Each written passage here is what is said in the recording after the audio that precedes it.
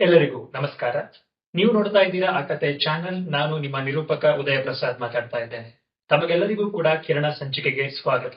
ಒಂದಷ್ಟು ಸಾಧಕರ ಮನದಾಳದ ಮಾತುಗಳನ್ನ ನಿಮಗೆ ತಲುಪಿಸುವ ಕಾರ್ಯಕ್ರಮವೇ ನಮ್ಮಿ ಕಿರಣ ಸಂಚಿಕೆ. ಇಂದಿನ ನಮ್ಮ ಕಿರಣ ಸಂಚಿಕೆಯಲ್ಲಿ ನಮ್ಮ ಜೊತೆ ಚಿತ್ರಕಲಾವಿದರಾದಂತಹ ಸುರೇಶ್ ಚಂದ್ರದತ್ ಅವರಿದ್ದಾರೆ. ಇವರು ನಮ್ಮ ಪೂರ್ಣಚಂದ್ರ ತೇಜಸ್ವಿ ಅವರ ಬಹಳಷ್ಟು ಪುಸ್ತಕಗಳಿಗೆ ಮುಖಪುಟದ ವಿನ್ಯಾಸವನ್ನ ಮಾಡಿದ್ದಾರೆ. ಇವರು ಇವತ್ತು ನಮ್ಮ ಜೊತೆ ಇದ್ದಾರೆ. ಬನ್ನಿ ಇವರನ್ನ ಕಾರ್ಯಕ್ರಮಕ್ಕೆ ಸ್ವಾಗತಿಸಿ ಮಾತಾಡ್ಸೋಣ. ಕಾರ್ಯಕ್ರಮಕ್ಕೆ ಸ್ವಾಗತ ಸರ್. ನಮಸ್ತೆ. ಈ ಒಂದು ಕಾರ್ಯಕ್ರಮಕ್ಕೆ ನಮ್ಮ ಜೊತೆ ಬಂದಿದ್ದೀರಾ, ತುಂಬಾನೇ ಖುಷಿ ಆಗ್ತಾ ಇದೆ ಸರ್. ಮೊದಲನೇದಾಗಿ ಈ ನಿಮ್ಮ ಚಿತ್ರಕಲೆಯ ಒಂದು ಪಯಣವನ್ನ ಎಲ್ಲಿಂದ ಶುರು ಮಾಡಿದ್ರೆ ಸರ್? ಅದು ನನ್ನ ಚೈಲ್ಡ್ಹುಡ್ ಇನ್ಹೆರಿಟ್. ನಮ್ಮ ತಂದೆನೂ ಚಿತ್ರ ಬಿಡಿಸ್ತಾ ಇದ್ರು, ನಮ್ಮ ಮಾವನು ಮಾಡ್ತಾ ಇದ್ರು. ಹಾಗಾಗಿ ಸಣ್ಣ ಮಗುವಿಂದನೂ ನಮ್ಗೆ ಚಿತ್ರಕಲೆ ಒಂದು ಪಾರ್ಟ್ ಆಫ್ ಅವರ್ ಲೈಫ್. ನಮ್ಮ ಅಕ್ಕದಿರು ಓದುವಾಗ ಅವರ ರೆಕಾರ್ಡ್ಗಳನ್ನ ನಾವು ಮಾಡ್ಕೊಡ್ತಾ ಇದ್ವಿ. ಹೀಗೆ ಆದ್ರೆ ಅದರಲ್ಲೇ ಮುಂದುವರಿಬೇಕು ಅನ್ನೋ ಚಾಲೆಂಜ್ ಬರೋದಕ್ಕೆ ನಾನು ಜಾವಳಿಯಲ್ಲಿ ಹೈಸ್ಕೂಲ್ ಓದುವಾಗ ಅಲ್ಲಿದ್ದ ನಮ್ಮ ಮಾಸ್ಟರ್ ಯಾವಾಗ್ಲೂ ನನ್ನ ಜೊತೆ ಇನ್ನೊಬ್ಬ ಸಹಪಾಠಿನೂ ಚಿತ್ರ ಬಿಡಿಸ್ತಾ ಇದ್ದ. ಯಾವಾಗ್ಲೂ ಅವನನ್ನು ಹೊಗಳ್ತಾ ಇದ್ರು, ನನ್ನನ್ನು ಹೊಗಳ್ತಾ ಇರ್ಲಿಲ್ಲ. That made me I wanted to become artist ಅಂತ. ಆ ತರದ್ ಒಂದು ಚಾಲೆಂಜ್ ಬಂತು. ಅದಕ್ಕೆ ಸರಿಯಾಗಿ PUC ಆದ್ಮೇಲೆ ನನ್ಗೆ ನನ್ನ ಅಂಕಲ್ ಒಬ್ರು ಶ್ರೀಕಾಂತ್ ಅಂತ ಹೇಳಿ ಅಂಕಲ್, ಅವರು ದಾವಣಗೆರೆಲ್ಲೇ ಇದ್ರು. So he made me to join Davanagere school of arts. ಅವ್ರಿಗೆ ಅಲ್ಲಿ ಸ್ಟಾಫ್ಗಳೆಲ್ಲ ಗೊತ್ತಿದ್ರು. ದಟ್ ನನ್ಗೆ ತುಂಬಾ ಸುಲಭವಾಗಿ ಅಲ್ಲಿ ಹೋಗಕ್ಕೆ ಆಯ್ತು. ಖಂಡಿತ ಸರ್. ನೀವು ನಿಮ್ಮ ಬಾಲ್ಯದಲ್ಲಿ ಹೇಗೆ ನಿಮಗೆ ಒಂದು ಮೋಟಿವೇಶನ್ ಸಿಕ್ತು, ಅದಾಗಿ ದಾವಣಗೆರೆ ಈ ಒಂದು ಆರ್ಟ್ ಸ್ಕೂಲ್ ನಲ್ಲಿ ನೀವು ಯಾವ ರೀತಿ ಸೇರ್ಕೊಂಡ್ರ, ಅದಾಗಿ ಸರ್ ನಿಮ್ಮ ಮೊದಲ ದಿನಗಳು, ಅಂದ್ರೆ ಯಾವುದೇ ಒಬ್ಬ ಕಲಾವಿದನ ಮೊದಲ ದಿನಗಳು ಬಹಳ ತುಂಬಾ ಇಂಪಾರ್ಟೆಂಟ್ ಆಗ್ತದೆ ಸರ್. ಅದು ಯಾವ ರೀತಿ ಇತ್ತು? ಅದು ಯಾವ ರೀತಿ ನಿಮ್ಮ ಮೇಲೆ ಪ್ರಭಾವ ಬೀರ್ತು? ಸ್ಟಾರ್ಟಿಂಗ್ ಅಲ್ಲಿ ನಮಗೆ ಅಲ್ಲೊಂದು 2 ಟೀಚರ್ಸ್ ನನ್ನನ್ನು ನಿಜವಾಗ್ಲೂ ತುಂಬಾ ಪ್ರಭಾವ ಬೀರಿದ್ರು. ಒಂದು ಅಲ್ಲಿಯ ಪ್ರಿನ್ಸಿಪಾಲ್ರಾದ ಈ ಯಾರು ಇಲ್ಲ ಅವರು ವಿ ಗೌಡ್ರು ಅಂತ ಹೇಳಿ, ಇನ್ನೊಂದು ಸೊಲ್ಬಕ್ನವರು ಅಂತ. ಅವರು ಸ್ಕೆಚ್ ಹೇಗ್ ಮಾಡಬೇಕು, ನಿಮ್ಗೆ ಆ ಧೈರ್ಯ ಬರ್ಬೇಕಲ್ಲ, ಅದನ್ನ ಹೇಳ್ಕೊಟ್ಟಿದ್ದೆ ಅವರು. If not not an exaggeration. ನೋಡಿ ನನ್ನ ಉಗುರುಗಳು ಹೇಗಿದೆ ಅಂತ, ಶೇಪ್ ನಾರ್ಮಲಿ ಇರೋದಿಲ್ಲ. ಇದು ಸೊಲ್ಬಕ್ನವರ ಉಗುರುಗಳ ಸ್ಟೈಲ್. ಇದು ಅವರ ಮೆಮರಿಗೋಸ್ಕರ ನಾನು ಇವತ್ತಿನ ತನಕನು ಅವರ ಶೈಲಿಯಲ್ಲೇ ಉಗುರುಗಳನ್ನ ಬೆಳೆಸ್ತೀನಿ. ಅಷ್ಟು ಪ್ರಭಾವ ಬೀರಿದವರು. ಜೊತೆಗೆ ನನ್ನ ಕ್ಲಾಸ್ಮೇಟ್ ಒಬ್ಬ ಇದ್ದ, ಪ್ರವೀಣ್ ಅಂತ. ಅವ್ನು ಕಂಟಿನ್ಯೂ ಮಾಡ್ಲಿಲ್ಲ, ದುರಾದೃಷ್ಟ ಅಂದ್ರೆ. ಫಸ್ಟ್ ಡೇ ಫಸ್ಟ್ ಕ್ಲಾಸ್ ಅಲ್ಲಿ ಮೆಮರಿ ಡ್ರಾಯಿಂಗ್ ಹೇಳ್ತಾರೆ, ಜಗಳ ಆಡ್ತಿರೋ ಹುಡುಗರದ್ ಮಾಡಿ ಅಂತ. ದಟ್ ವಾಸ್ ಸ್ವಲ್ಪ ದೊಡ್ಡ ಕಲಾವಿದರಿಗೂ ವಿಜುವಲೈಸ್ ಮಾಡಿ ಆ ತರ ಮಾಡೋದು ಸ್ವಲ್ಪ ಕಷ್ಟದ್ದೇ. ನಾವು 6B ಪೆನ್ಸಿಲ್ ನೋಡಿರ್ಲಿಲ್ಲ. ಅವ್ನು 6B ಪೆನ್ಸಿಲ್ ಒಂದು ಡಿಫರೆಂಟ್ ಸ್ಟೈಲ್ ಅಲ್ಲಿ ಶೇಪ್ ಮಾಡಿ ಆ ಜಗಳ ಆಡ್ತಿರೋ ಹುಡುಗರನ್ನ ಮಾಡಿ, ಹಿಂದ್ಗಡೆ ಲ್ಯಾಂಡ್ಸ್ಕೇಪ್, ಒಂದ್ ಬೀದಿಲಿ ಜಗಳ ಮಾಡ್ತಾ ಇರೋ ಹಾಗೆ ವಿತ್ ಲೈಟ್ ಅಂಡ್ ಶೇಡ್ ಎಲ್ಲ. I was shock. ಅಕಸ್ಮಾತ್ ಅಲ್ಲಿದ್ದ ಎಲ್ಲಾ ಸ್ಟೂಡೆಂಟ್ಸ್ ಆ ಕ್ವಾಲಿಟಿ ಅವ್ರು ಇದ್ದಿದ್ರೆ 15 ದಿವಸದಲ್ಲಿ ನಾನು ಓಡ್ ಬಂದಿರ್ತೀನಿ. ಅದಾಗಿ ನಾನು ಅಲ್ಲಿಗೆ ಅದನ್ನ ನಿಲ್ಸ್ಬಿಟ್ಟು ಆ ಕಡೆ ಈ ಕಡೆ ಹೋಗಿ ಬೇರೆ ಸ್ಟೂಡೆಂಟ್ಸ್ನೆಲ್ಲ ನೋಡಿದೆ. As good as me. ಆಸೆ ಇರುತ್ತೆ, ಇಂಪ್ಲಿಮೆಂಟ್ ಮಾಡ್ಬೇಕಲ್ಲ. ಆ ಇಂಪ್ಲಿಮೆಂಟೇಶನ್ ನೋಡಿ ಐ ವಾಸ್ ರಿಯಲಿ ಶಾಕ್ಡ್. ಅಂತ ಇವನು ಅವ್ನು ಕಂಟಿನ್ಯೂ ಮಾಡ್ಲಿಲ್ಲ, ದುರದೃಷ್ಟ. ಅಂದ್ರೆ ಅವ್ರ ಮನೇಲಿ ಪೇರೆಂಟ್ಸ್ ಎಲ್ಲ ಇದಾಯ್ತು. ಹಾಗಾಗಿ ಅವತ್ತಿಂದ ಫಸ್ಟ್ ಟರ್ಮ್ ಅಲ್ಲಿ ನಾನು ಸೆಕೆಂಡ್ ಬಂದೆ ಅನ್ಸುತ್ತೆ. ಬಿಟ್ರೆ ಇಡೀ ನನ್ನ ಕೆರಿಯರ್ 5 ವರ್ಷದ ಕೋರ್ಸ್ ಅದು. I was first in my class. ಅಂದ್ರೆ ನಿಮ್ಮಲ್ಲಿ ಆ ತುಡಿತಾ ಇದ್ರೆ ಹೇಗೆ ಯು ವಿಲ್ ಇನ್ವಾಲ್ವ್ ಅಂತ. ಖಂಡಿತ ಸರ್. ಅಂದ್ರೆ ನಿಮ್ಮ ಈ ಒಂದು ದಾವಣಗೆರೆ ಈ ಒಂದು ಕಲೆಯ ಶಾಲೆಯಲ್ಲಿ ಯಾವ ರೀತಿ ಇತ್ತು, ಸೊ ಅಲ್ಲಿ ನಿಮ್ಮ ಮೊದಲ ದಿನಗಳು ಹೇಗಿತ್ತು ಅನ್ನೋದ್ರ ಬಗ್ಗೆ ಒಂದಷ್ಟು ನಮಗೆ ಚಿತ್ರಣ ಕೊಡ್ತಾ ಹೋದ್ರ. ಇನ್ನು ನಾನು ಈ ಹಿಂದೆ ನಿಮ್ಮ ಹತ್ರ ಮಾತಾಡಿದಾಗ ಹಂಪಿಯಲ್ಲಿ ನೀವು ಅಲ್ಲಿ ಹೋಗ್ತೀರಾ, ಅಲ್ಲಿ ನಿಮಗೆ ಒಂದಷ್ಟು ಈ ರೀತಿಯಾದಂತಹ ಚಿತ್ರವನ್ನ ಬಿಡಿಸಬೇಕು ಅಂತ ಹೇಳಿ ನಿರ್ದೇಶನಗಳನ್ನು ನಿಮಗೆ ಕೊಡ್ತಾರೆ. ಸೊ ಅಲ್ಲಿಯ ದಿನಗಳು ಯಾವ ರೀತಿ ಇತ್ತು, ಮತ್ತೆ ಅಲ್ಲಿ ಏನೆಲ್ಲ ನಿಮಗೆ ಒಂದಷ್ಟು ವಿಷಯಗಳು ತಿಳಿಲಿಕ್ಕೆ ಬಂತು ಸರ್? ಆಕ್ಚುಲಿ ಫೈನಲ್ ಇಯರ್ ನಲ್ಲಿ ನಮ್ಗೆ ಹಂಪಿಗೆ ಕಳಿಸ್ತಾರೆ. ಯಾಕೆಂದ್ರೆ ಬೈ ದೆನ್ ನಾವುಗಳು ಒಂದು ಹಂತಕ್ಕೆ ಚಿತ್ರನ ರೂಪಿಸೋದಕ್ಕೆ ಒಂದೇ ಜಾಗದಲ್ಲಿ ಎಲ್ಲ ಇಲ್ಲದೆ ಹೋದ್ರು ಇದನ್ನ ಸೇರಿಸಿ ಒಂದು ಚಿತ್ರ ಮಾಡುವಷ್ಟು ನಮ್ಮಲ್ಲಿ ಪ್ರತಿಭೆ ಇರುತ್ತೆ ಅಂತ ಅನ್ನೋ ದೃಷ್ಟಿಯಿಂದಲೇ ಅದು ತುಂಬಾ ಸ್ಕ್ಯಾಟರ್ಡ್. ನಿಮ್ಗೆ ಕೇಳಿರ್ಬೋದು ನೀವು, ಹಂಪಿ ಅನ್ನೋದು ಭಾರಿ ವಿಶಾಲವಾದ ಜಾಗ. ಸೊ ಆ ಮಾತುಗಳೆಲ್ಲ ನಾನು ಚೆನ್ನಾಗಿ ನೆನಪಲ್ಲಿ ಇಟ್ಕೊಂಡೇ ಹೋಗಿದ್ದೆ. ನೀವು ನೋಡಿರ್ಬೋದು ನಮ್ಮ ಮನೆಯಲ್ಲಿ ನಾನು ಆ ಇದರಲ್ಲಿ ಪ್ರಾಜೆಕ್ಟ್ ವರ್ಕ್ ಅಲ್ಲೇನೆ ನಮ್ಮ ಮನೆಗೆ ಇಂಥ ಜಾಗಕ್ಕೆ ಹಾಕೋದಕ್ಕೆ ಅಂತಾನೆ ಅದನ್ನ ತಯಾರು ಮಾಡ್ಕೊಂಡು ಬಂದಿದ್ದೆ ನಾನು ಅಲ್ಲಿದ್ದ ಆ ಪೇಂಟಿಂಗ್ ಅನ್ನ. ನಮ್ಮ ಪ್ರಿನ್ಸಿಪಾಲ್ ಇಂದ ಹಿಡಿದು ಇಡೀ ಶಾಲೆಯಲ್ಲಿ ಪ್ರತಿ ಒಬ್ರು ಅದನ್ನ ಅಪ್ರಿಶಿಯೇಟ್ ಮಾಡದಂತ ಪ್ರಾಜೆಕ್ಟ್ ವರ್ಕ್ ಅದು. ನಮ್ಮ ಪ್ರಿನ್ಸಿಪಾಲ್ರು ಬಾರಿ ಒಳ್ಳೆ ರೀತಿಲಿ ಅದನ್ನ ಕಾಮೆಂಟ್ ಮಾಡಿದ್ರು. ಆಮೇಲೆ ಸುರೇಶ್ ಕುಲಕರ್ಣಿ ಅಂತ ಧಾರವಾಡದವರು ಇದ್ದಾರೆ, ಈ ಬೇಂದ್ರೆ ಅವರು ಸಹ ಒಡನಾಡಿ ಅವರೆಲ್ಲ. ಅವರು ನನ್ನ ವಾಟರ್ ಕಲರ್ ವರ್ಕ್ ಅಂತೂ ಅವರು ತುಂಬಾನೇ ಕೊಂಡಾಡಿದ್ದಾರೆ. ಅವರು ಇಂಟರ್ನ್ಯಾಷನಲ್ ಫಿಗರ್, ಅವರು ಒಳ್ಳೆ very good art critic also. ಹಾಗೆ ಹಂಪಿ ವರ್ಕ್ಗಳು ತುಂಬಾನೇ ಚೆನ್ನಾಗಿ ಮೂಡ್ಬಂತು. ಹೌದು. ಇನ್ನು ನೀವು ಹಂಪಿ ಈ ಒಂದು ನಿಮ್ಮ ಫೈನಲ್ ಇಯರ್ ನಲ್ಲಿ ನೀವು ಹಂಪಿಗೆ ಹೋಗಿರುವಂತದ್ದು. ಈಗ ನಾವು ಯಾವುದೇ ಕಲಾವಿದರು ಸೊ ಒಂದು ವಿಷಯವನ್ನ ಗಮನಿಸುವಾಗ ಅದರ ಕಥೆಯನ್ನ ಕೇಳಿಸ್ಕೊಳ್ಬೇಕು. ಅದೊಂದಷ್ಟು ಕಥೆಗಳನ್ನ ನಮಗೆ ಹೇಳುತ್ತದೆ. ಸೊ ಒಬ್ಬ ಚಿತ್ರಕಲಾವಿದನಾಗಿ ನಾವು ಅದನ್ನ ಅಂದ್ರೆ ನೀವು ಅದನ್ನ ಚಿತ್ರವನ್ನ ಬಿಡಿಸುವ ಸಂದರ್ಭದಲ್ಲಿ ಸೊ ಯಾವ ರೀತಿ ಅದರ ಕಥೆಗಳನ್ನ ಕೇಳಿಸ್ಕೊಳ್ತೀರಾ? ಆ ಹಂಪಿಯನ್ನ ಯಾವ ರೀತಿ ನಿಮ್ಮ ಸ್ಕೆಚ್ ನಲ್ಲಿ ನೀವು ಅದನ್ನ ಮೂಡಿಸ್ತೀರಾ? ನನ್ಗಲ್ಲಿ ಇದಾಗಿದ್ದೇನೆ ಆ ಹಾಳು ಹಂಪಿ ಅಂತಲೇ ಅದಕ್ಕೆ ಹೆಸರು ಬಂದ್ಬಿಟ್ಟಿದೆ. ನಾನ್ ಬಂದ್ಮೇಲೆ ನನ್ನೆಲ್ಲಾ ಕಲಾಕೃತಿಗಳನ್ನ ಒಂದು ಎಕ್ಸಿಬಿಟ್ ಮಾಡಿದ್ದೆ, ರೂಯಿನ್ಸ್ ಆಫ್ ಹಂಪಿ ಅಂತ. ಫಾರ್ ಎಕ್ಸಾಂಪಲ್ ಈ ಚಿತ್ರ ನೋಡಿ ನೀವು, ಈ ಚಿತ್ರದಲ್ಲಿ ರಿಫ್ಲೆಕ್ಷನ್ ಆಫ್ ಹಾಳು ಹಂಪಿ ಅಂದ್ರೆ ಹಾಳು ಹಂಪಿಯ ಪ್ರತಿಬಿಂಬ ಅಂತೇಳಿ. ನಿಮ್ಗೆ ಇಲ್ಲಿ ಯಾವುದನ್ನು ಒಂದು ಇಂಟ್ಯಾಕ್ಟ್ ಆಗಿ ಇಲ್ವೇ ಇಲ್ಲ, ಟೋಟಲಿ ಬ್ರೋಕ್. ಇದಿರ್ಬೋದು, ಅದು ಎಲ್ಲದೂ ಅಷ್ಟೇ. ನೀವು ಹಂಪಿಗೆ ಹೋಗಿ ನೋಡಿದ್ರೆ ಮಾತ್ರ ನಿಮ್ಗೆ ಆ ಮನ್ಸಿಗೆ ಆ ಹಾಳು ಹಂಪಿಯ ನೋವು ಗೊತ್ತಾಗ್ತದೆ. ಆ ತರ ಈ ತರ ಕಾಂಪೋಸ್ ಮಾಡೋದಕ್ಕೆ, ಕಥೆ ಕಟ್ಟೋದಕ್ಕೆ ನೀವು ಅಲ್ಲಿ ಕೂತ್ರೆ ಸಾಕು, ನಿಮ್ಗೆ ಅನುಭವ ಬಂದ್ಬಿಡುತ್ತೆ. ಖಂಡಿತ ನಿಜ. ನೀವು ಅಂದ್ರೆ ಅಲ್ಲಿ ನಾವು ಹಂಪಿಯ ಹಾಳು ಹಂಪಿಯ ಒಂದು ಚಿತ್ರಣವನ್ನ ಯಾವ ರೀತಿ ನೀವು ಮಾಡಿದ್ರ ಅನ್ನೋದ್ರ ಬಗ್ಗೆ ಒಂದಷ್ಟು ವಿಚಾರವನ್ನ ಹೇಳಿದ್ರೆ ಸರ್. ಇನ್ನು ನೀವು ಈ ಒಂದು ಕಲಾ ತರಗತಿಯ ನಂತರ ಅಂದ್ರೆ ಕಲಾಶಾಲೆಯ ನಂತರ ನೀವು ಒಂದು ವೃತ್ತಿಯಲ್ಲಿ ಸೇರಿಕೊಳ್ತೀರಾ. ಸೊ ಅಲ್ಲಿ ನೀವು ಒಂದು ಬೇರೆ ಒಂದು ಪ್ರಪಂಚಕ್ಕೆ ಎಂಟ್ರಿ ಆಗ್ತೀರಾ. ಸೊ ಅಲ್ಲಿನ ಒಂದಷ್ಟು ಜರ್ನಿ ಹೇಗಿತ್ತು ಸರ್? ಅಲ್ಲಿ ಜರ್ನಿ ನಿಜವಾಗ್ಲೂ ಚೆನ್ನಾಗಿತ್ತು. ನಮ್ಗೆ ಹೋಗಿ ಅಲ್ಲಿ ಕೆಲ್ಸಕ್ಕೆ ಸೇರೋದಕ್ಕೆ ನನ್ನ ಸೀನಿಯರ್ಸ್ ಅವರೆಲ್ಲ ಬಾರಿ ಹೆಲ್ಪ್ ಮಾಡಿದ್ರು. ಅಲ್ಲಿ ಹೋದ್ರೆ ಏನ್ ನಾವು ಶಾಲೆಯಲ್ಲಿ ಕಲಿತೀವಲ್ಲ, ಪಠ್ಯ ಪುಸ್ತಕ ಅಥವಾ ಸಿಲೆಬಸ್, ಅದಕ್ಕೂ ವೃತ್ತಿ ಜೀವನಕ್ಕೂ ದರ್ ಇಸ್ ನೋ ಕಂಪ್ಯಾರಿಸನ್. ಏನಾಗ್ತದೆ, ನಾವು ಇಲ್ಲಿ ಅಕಾಡೆಮಿಗೋಸ್ಕರ ಓದಿ ಕಲ್ತಿರ್ತೀವಲ್ಲ, ಅದಕ್ಕೂ ಅಡ್ವರ್ಟೈಸಿಂಗ್ ಫೀಲ್ಡ್ ಅಲ್ಲಿ ಆಗೋ ಕೆಲ್ಸಕ್ಕೂ ಭಾರಿ ವ್ಯತ್ಯಾಸ ಇದೆ. ಅದು ಎಷ್ಟು ನಾವು ಸಫರ್ ಆದ್ವಿ ಅಂದ್ರೆ, ನಾನು ಆಮೇಲೆ ಗೈಡ್ ಮಾಡಿರೋ ನನ್ನ ಸ್ನೇಹಿತರುಗಳಿಗೆ, ಜೂನಿಯರ್ಸ್ಗೆ, ನಾನು ರಜಾದಿಂದಲೂ ಅವರವರು ನನ್ಗೆ ಗೊತ್ತಿರೋ ಆರ್ಟಿಸ್ಟ್ಗಳ ಜೊತೆ ಏಜೆನ್ಸಿಗಳಲ್ಲಿ ಕೆಲಸ ಮಾಡಿಸಿ ಅಕಾಡೆಮಿ ಪಾಸ್ ಆಗೋದಕ್ಕೋಸ್ಕರ ಮಾಡಿ ವೃತ್ತಿ ಜೀವನ ಏನು ಅನ್ನೋದು ಇಲ್ಲಿ ಕಲೀರಿ ಅಂತ ಹೇಳಿ ಸ್ಟಾರ್ಟಿಂಗ್ ಇಂದಾನೇ ಅವ್ರನ್ನ ಆ ತರ ಕಳಿಸ್ಬಿಟ್ಟು ಈಗೆಲ್ಲ ಒಳ್ಳೊಳ್ಳೆ ಸ್ಥಾನದಲ್ಲಿದ್ದಾರೆ ನಾವು ಗೈಡ್ ಮಾಡಿದಂತ ಸ್ಟೂಡೆಂಟ್ಸ್. ಆ ಅನುಭವ ಆಗೋದಕ್ಕೆ ನೀವು ಫೀಲ್ಡ್ಗೆ ಹೋಗ್ಬೇಕು. ಅದು ಯಾವ ಕಂಪನಿಯಲ್ಲಿ ನೀವು ಆಗ ಕೆಲಸ ಮಾಡಿರುವ? ನಾನು ವೆಂಚು ಅಡ್ವರ್ಟೈಸರ್ಸ್ ಅಂತ ಸ್ಟಾರ್ಟಿಂಗ್ ಸೇರಿದ್ದು. ಅದು ಆಮೇಲೆ ಡಿಸೈನ್ ಕೋರ್ ಅಂತ ಒಂದು ಮಾಡಿದ್ದೆ. ಅಲ್ಲಿ ಲೋಗೋಗಳನ್ನೇ ಮಾಡೋದು ಅವರು ಸ್ಪೆಷಲಿಸ್ಟ್. ಲೋಗೋ, ಆಮೇಲೆ ಈ ಟೆಂಟ್ಗಳು ಏನಂತಾರೆ ಎಕ್ಸಿಬಿಷನ್ ಸ್ಟಾಲ್ಗಳನ್ನ ಮಾಡೋದು, ಒಳ್ಳೊಳ್ಳೆ ಕೆಲಸ ಮಾಡ್ತಿದ್ರು ಅವರು.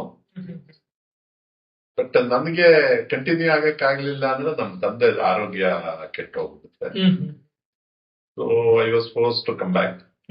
ನಾನ್ ಬಂದ್ಮೇಲೆ ಅವತ್ ನಾನ್ ಬರ್ದೇ ಹೋಗಿದ್ರೆ ನಮ್ಗೆ ನಮ್ಮ ಬೇಸಿಕ್ ಏನಿದೆಯಲ್ಲ ಅಗ್ರಿಕಲ್ಚರ್, ಅದ್ರ ಬಗ್ಗೆ ನಂಗೆ ಅಷ್ಟೊಂದು ಗೊತ್ತಾಗ್ತಿರ್ಲಿಲ್ವೋ ಏನೋ. ನಾನು ಬಂದೊಂದ್ ಸ್ವಲ್ಪ ಒಂದೂವರೆ ವರ್ಷದಲ್ಲಿ ತಂದೆ ತೀರೋಗ್ತಾರೆ. ಆಮೇಲೆ ಪೂರ್ತಿ ಜವಾಬ್ದಾರಿ ನಂದಾಗುತ್ತೆ. ತಮ್ಮನು ಓದ್ತಿರ್ತಾನೆ, ಹಾಗಾಗಿ ನಾನು ಇಲ್ಲೇ ಸೆಟ್ಲ್ ಆಗ್ಬೇಕಾಯ್ತು. ಖಂಡಿತ ಸರ್. ಇನ್ನಂದ್ರೆ ನೀವು ಹೇಳಿರುವಂತದ್ದು ತಂದೆಗೆ ಅನಾರೋಗ್ಯ ಆದಂತಹ ಸಂದರ್ಭದಲ್ಲಿ ನೀವು ಇಲ್ಲಿ ಬರ್ಬೇಕಾಗ್ತದೆ ಊರಿಗೆ, ನಿಮ್ಮ ಕೃಷಿ ಚಟುವಟಿಕೆಗಳನ್ನ ನೀವು ನೋಡ್ಕೊಳ್ಬೇಕಾಗ್ತದೆ. ಆ ಸಂದರ್ಭದಲ್ಲಿ ನಿಮ್ಮ ಕಲೆ ಹೇಗಿತ್ತು ಸರ್? ಅಂದ್ರೆ ಅಲ್ಲಿಯ ಒಂದು ಸಿಚುವೇಶನ್ ಈಗ ಬದಲಾಗಿರ್ತದೆ, ಸೊ ಕಂಫರ್ಟ್ ಝೋನ್ ಬೇರೆ ಇರ್ತದೆ ಈಗ. ಸೊ ಈ ಸಂದರ್ಭದಲ್ಲಿ ನಿಮ್ಮ ಚಿತ್ರಕಲೆ ಯಾವ ರೀತಿ ನಡೀತು? ಇಲ್ಲಿಗೆ ಬಂದ ಮೇಲೆ ನನಗೆ ಈ ಕೃಷಿ ಚಟುವಟಿಕೆಗಳೇ ಜಾಸ್ತಿ ಆದ್ರಿಂದ ಸ್ವಲ್ಪ ಸ್ಲೋ ಡೌನ್ ಆಯ್ತು. ಆದ್ರೆ 91ರಲ್ಲಿ ನಮ್ಮ ತಂದೆ ತೀರೋಗಿ ಒಂದ್ ಸ್ವಲ್ಪ ದಿವಸಕ್ಕೇನೆ ಕೆಂಜಿಗೆ ಪ್ರದೀಪ್ ಅಂತ ನೀವು ಕೇಳಿರ್ತೀರ, ತೇಜಸ್ವಿ ಮಾಡಿ, ಅವರು ತೇಜಸ್ವಿ ಮತ್ತೆ ಅವರಿಬ್ರು ತೇಜಸ್ವಿನ ಕರ್ಕೊಂಡು ನಮ್ಮ ಮನೆಗೆ ಬಂದ್ರು. ತೇಜಸ್ವಿ ಅವ್ರಿಗೆ ನನ್ನನ್ನ ಇಂಟ್ರೊಡ್ಯೂಸ್ ಮಾಡಿದ್ರು. ನೋಡಿ ಸರ್, ಇವನು ಹಿಂಗೆ ಆರ್ಟಿಸ್ಟ್, ನಮ್ಗೆ ಅದೊಂಥರ ದೊಡ್ಡ ಇದು. ಆಮೇಲೆ ಅವರು ಹಿಂಗೆ ಇಲ್ಲಸ್ಟ್ರೇಷನ್ ಮಾಡ್ಕೊಡ್ತೀನಯ್ಯ ಹಂಗೆ ಹಿಂಗೆ ಅಂತ ಕೇಳಿದ್ರು. ಸರಿ ಮಾಡೋಣ ಸರ್ ಅಂತೇಳಿ ನಾನು ಅವರಿಗೆ ಮೊದಲನೇ ಮುಖಪುಟ ಮಾಡ್ಕೊಟ್ಟಿದ್ದು ಕಿರುಗೂರಿನ ಗಯ್ಯಾಳಿಗಳು. ಸೊ ಅಲ್ಲಿಂದ ನನ್ನ ಮತ್ತೆ ತೇಜಸ್ವಿ ಅವರ ಒಡನಾಟ ಸ್ಟಾರ್ಟ್ ಆಯ್ತು. ಖಂಡಿತ ಸರ್. ಅಂದ್ರೆ ನೀವು ಅಲ್ಲಿಂದ ಅಂದ್ರೆ ನಿಮ್ಮ ವೃತ್ತಿ ಜೀವನದಿಂದ ಇಲ್ಲಿ ಬರಬೇಕಾಗ್ತದೆ ಊರಿಗೆ. ನಿಮ್ಮ ತಂದೆಯವರ ಅನಾರೋಗ್ಯದಿಂದ ಕಾರಣದಿಂದ ಕೃಷಿಯಲ್ಲಿ ನೀವು ತೊಡಗಿಸಿಕೊಳ್ತೀರಾ. ಅದಾಗಿ ನಮ್ಮ ತೇಜಸ್ವಿ ಅವರ ಪರಿಚಯ ಆಗ್ತದೆ. ಅಲ್ಲಿ ನೀವು ಅವರ ಪುಸ್ತಕಕ್ಕೆ ಒಂದಷ್ಟು ಮುಖಪುಟಗಳನ್ನ ಮಾಡೋದಕ್ಕೆ. ಯಾವೆಲ್ಲ ಪುಸ್ತಕಗಳಲ್ಲಿ ನೀವು ಮುಖಪುಟಗಳನ್ನ ಮಾಡ್ತೀರಾ ಸರ್? ಅವರ ಪುಸ್ತಕ ಪ್ರಕಾಶನ ಪಬ್ಲಿಕೇಶನ್ ಸಾಧಾರಣ ಸಾರಾ ಅಬೂಬಕರ್ದು ಪಯಣ, ತೇಜಸ್ವಿ ಅವ್ರದ್ದೆಲ್ಲ, ಕುವೆಂಪು ಅವರ ಮರುಮುದ್ರಣ ಇದಕ್ಕೆಲ್ಲದನ್ನು ಮಾಡಿದ್ದೀನಿ. ಕುವೆಂಪು ಪುಸ್ತಕಗಳಿಗೆ ಕ್ಲಾಸಿಕ್ಸ್ ಅಂತ ಹೇಳಿ ಕೊನೆಗೆ ಬ್ಲಾಕ್ ಬ್ಯಾಕ್ ಗ್ರೌಂಡಿಗೆ ಹೋದ್ವಿ. ನೀವು ಅವ್ರದ್ದು ಮಲೆಗಳಲ್ಲಿ ಮದುಮಗಳು, ಆಮೇಲೆ ಹಾಗೆ ಆ ತರ ಒಂದು ಚೇಂಜಸ್ ಅನ್ನ ಮಾಡಿದ್ದು ನಾನು ಅಲ್ಲಿಗೆ ಹೋದ್ಮೇಲೆ. It is very much appreciated by publishers, even book buyers, ಪ್ರತಿಯೊಬ್ರು ಇಷ್ಟಪಟ್ಟಂತ ಇದು. ಅದಕ್ಕಿಂತ ಮೊದಲು ಕುವೆಂಪುದು ಮಲೆಗಳಲ್ಲಿ ಮದುಮಗಳಿಗೆ ಪಿಕ್ಟೋರಿಯಲ್ ಇಲಿಸ್ಟ್ರೇಷನ್ ಮಾಡಿದ್ದೆ. ಅದು ಅಪ್ರೂವಲ್ಗೆ ಅಂತ ಕುವೆಂಪು ಅವ್ರ ಕೈಗೆ ಹೋಗಿತ್ತು. ನಾನು ಇರ್ಲಿಲ್ಲ. ಆದ್ರೆ ಶ್ರೀರಾಮ್ ಅಂತಿದ್ದಾರೆ ಪುಸ್ತಕ ಪ್ರಕಾಶನ ಪಬ್ಲಿಕೇಶನ್ ನೋಡ್ಕೊಂತಾರೆ ಮೈಸೂರು. ಅವ್ರದೊಂದು ಟೀಮ್ ಇದೆ, ತೇಜಸ್ವಿ ಅವ್ರ ಟೀಮ್. ಅವರು ಈಗ ಸುಮಾರು ಜನ ಇಲ್ಲ ಅದರಲ್ಲಿ. ಇವರಿದ್ದಾರೆ ಶ್ರೀರಾಮ್. ಅವ್ರು ಹೋದಾಗ ಕುವೆಂಪು ಅದನ್ನ ನೋಡಿ ಕಣ್ಣೀರೇ ಬಂತಂತೆ ಅವ್ರಿಗೆ. ಅವ್ರು ಹೇಳ್ತಾರೆ, ಕಣ್ಣೀರ್ಗೋಸ್ಕರ ಎಲ್ಲ ಯಾರಿಗೆ ಕಲಾವಿದ ಅಂತ ಕೇಳಿದಾರಂತೆ. ಗ್ರಾಚಾರಕ್ಕೆ ನಾನು ಇಲ್ಲ. ಆಮೇಲೆ ಅದೇ ಅವರು ಡಿಸೈಡ್ ಪಿಕ್ಟೋರಿಯಲ್ ಎಲ್ಲ ಬೇಡ, ನಾವು ಅದನ್ನ ಕ್ಲಾಸಿಕ್ಸ್ ಅಂತ ಮಾಡ್ಬಿಡೋಣ ಅಂತ ಹೇಳಿ ಚೇಂಜ್. ಹಾಗೆ ಖಂಡಿತ ಸರ್. ಅಂದ್ರೆ ನೀವು ಕುವೆಂಪು ಅವರ ಪುಸ್ತಕಗಳಿಗೂ ಕೂಡ ನೀವು ಪಿಕ್ಟೋರಿಯಲ್ ರೆಪ್ರೆಸೆಂಟೇಷನ್ ಅನ್ನ ಮಾಡ್ಕೊಡ್ತಾ ಇದ್ರ. ಮತ್ತೆ ಸಾರಾ ಅಬೂಬಕರ್ ಅವರ ಪುಸ್ತಕಕ್ಕೂ ಕೂಡ ಮಾಡಿದ ಪಯಣ ಅನ್ನೋದಕ್ಕೆ. ಸೊ ತೇಜಸ್ವಿ ಅವರ ಒಂದಷ್ಟು ಪುಸ್ತಕಗಳಿಗೂ ಕೂಡ ನೀವು ಮಾಡಿದ್ರಿ. ಸುಮಾರೇ ಪುಸ್ತಕ. ಅವ್ರದ್ದು ಕೊನೆಯ ಇಲಿಸ್ಟ್ರೇಷನ್ ನಾನು ಮಾಡಿದ್ದು ಬೊಮ್ಮನಹಳ್ಳಿ ಕಿಂದರಿ ಜೋಗಿ, ಕುವೆಂಪುದು. ಅದರಲ್ಲಿ ನೀವು ಪಿಕ್ಟೋರಿಯಲ್ ಇಲಿಸ್ಟ್ರೇಷನ್ ಮಾಡಿದ್ದು. ಅದಕ್ಕೆ ಮೈನ್ ಡ್ರಾಯಿಂಗ್ ಇರೋದು R K Laxman. R K Laxman ಅವರು ಒಂದು ತಂಬೂರಿ ಇದ್ ಮಾಡ್ತಿರೋದು ಮಾಡಿದ್ದಾರೆ. ಅದ್ರ ಬ್ಯಾಕ್ ಗ್ರೌಂಡ್ ಅನ್ನ ಅವ್ರಿಗೆ ಮಾಡಕ್ ಆಗ್ತಾ ಇರ್ಲಿಲ್ಲ. ಕೆಲವನ್ನೆಲ್ಲ ಕುವೆಂಪು ಇವರು ತೇಜಸ್ವಿ ಅವರು ಕಂಪ್ಯೂಟರ್ ಅಲ್ಲಿ ಮಾಡ್ತಿದ್ರು. ಏನೋ ಅವ್ರಿಗೆ ಅದು ಆಗಿಲ್ಲ. ದಿವಸ ಮನೆಗ್ ಬಂದ್ರು. ಬಂದ್ಬಿಟ್ಟು ಹಂಗೆ ಆಗ್ಬೇಕು ಬ್ಯಾಕ್ ಗ್ರೌಂಡ್ ಅನ್ನಿಸ್ತು. 6 ತಿಂಗಳಿಂದ ಒದ್ದಾಡ್ತಿದೀನಿ ಅಂತ. ಅವ್ರಿಗೆ ಏನೇನ್ ಕಷ್ಟ ಆಗಿತ್ತೋ ಗೊತ್ತಿಲ್ಲ. ಸೊ ಫೈನಲಿ ಆಯ್ತು ಸರ್ ಬರ್ತೀನಿ, ಏನ್ ತರ್ಬೇಕು ಸರ್ ಕೇಳಿದ್ರೆ ಏನು ಬೇಡಪ್ಪ ಬಾ ಅಂತಂದ್ರು. ಎಲ್ಲ ಇದೆ ಅಲ್ಲೇ. ಅಲ್ಲಿ ಹೋಗಿ ನೋಡಿದ್ರೆ ಬರೀ KG ಕಾರ್ ಬುಕ್ ಇದು ಒಂದಷ್ಟು ಕಲ್ಲರ್ ಅದು ಇದು ಫ್ರೆಶ್ ಕೊಟ್ರು. ಸರಿ ಸರ್ ನಾನು ನೋಡೋಣ ಟ್ರೈ ಮಾಡ್ತೀನಿ ಅಂತ ಅವ್ರದ್ದೊಂದು ಗೆಸ್ಟ್ ರೂಮ್ ಏನೋ ಇದೆ ಅಲ್ಲಿ. ಟೇಬಲ್ ಮೇಲೆ ಆ ಪೇಪರ್ ಇಟ್ಕೊಂಡು ಇಂತ ಕಾಫಿ ಮಾಡ್ಕೊಂಡು ಬರ್ತೀನಿ ಅಂತ ಹೋಗಿ ಬರೋಷ್ಟೊತ್ತಿಗೆ 4 ಬ್ಯಾಕ್ ಗ್ರೌಂಡ್ ಮಾಡಿಟ್ಟಿದ್ದೆ. ಕಾಫಿ ಟ್ರೇನ್ ಅಲ್ಲಿ ಇಟ್ಟಿದ್ದು ಬಡಾರ್ ಅಂತ ಹೊಡೆದ್ ತಂದ್ಕೊಂಡ್ಬಿಟ್ರು. ಇವತ್ತು ಸೋತ್ರಿಲ್ದ ಅಲ್ಲ ಕಣೆ 6 ತಿಂಗಳಿಂದ ಸತ್ತೋಗಿದ್ನಲ್ಲೇ ನಾನು. ಯಾವ ಪುಸ್ತಕದ ಸಂದರ್ಭದಲ್ಲಿ ಸರ್? ಇದ್ರದ್ದು ಬೊಮ್ಮನಲ್ಲಿ ಕಿಂದರಿ ಜೋಗಿ. ಇವತ್ತು ಸೋತ್ರಿಲ್ದ.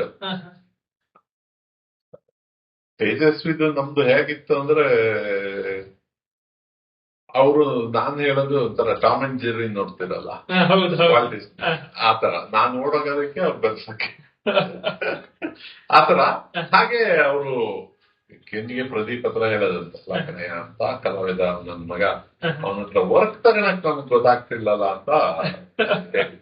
ಸರ್, ಇನ್ನು ನೀವು ತೇಜಸ್ವಿ ಅವರು ಅವರ ಒಂದು ಪುಸ್ತಕಗಳಿಗೆ ಯಾವ ರೀತಿ ಮುಖಪುಟಗಳನ್ನ ನೀವು ವಿನ್ಯಾಸಗೊಳಿಸ್ತಿದ್ರ ಅಂತ ಹೇಳಿದ್ರೆ, ಮತ್ತೆ ಅವರ ಒಂದಷ್ಟು ಒಡನಾಟದ ಬಗ್ಗೆ ಹೇಳಿದ್ರೆ, ಇನ್ನು ನೀವು ಅವರ ಜೊತೆ ಬಹಳಷ್ಟು ಬೇರೆ ಬೇರೆ ಕೆಲಸಗಳಲ್ಲಿ ನಿಮ್ಮನ್ನ ನೀವು ತೊಡಗಿಸಿಕೊಂಡಿದ್ರ, ಮತ್ತೆ ನೀವು ಒಡನಾಟದ ಬಗ್ಗೆ ಇನ್ನೂ ಸ್ವಲ್ಪ ನಮ್ಗೆ ಜಾಸ್ತಿ ಹೇಳ್ಬಹುದಾ ಸರ್?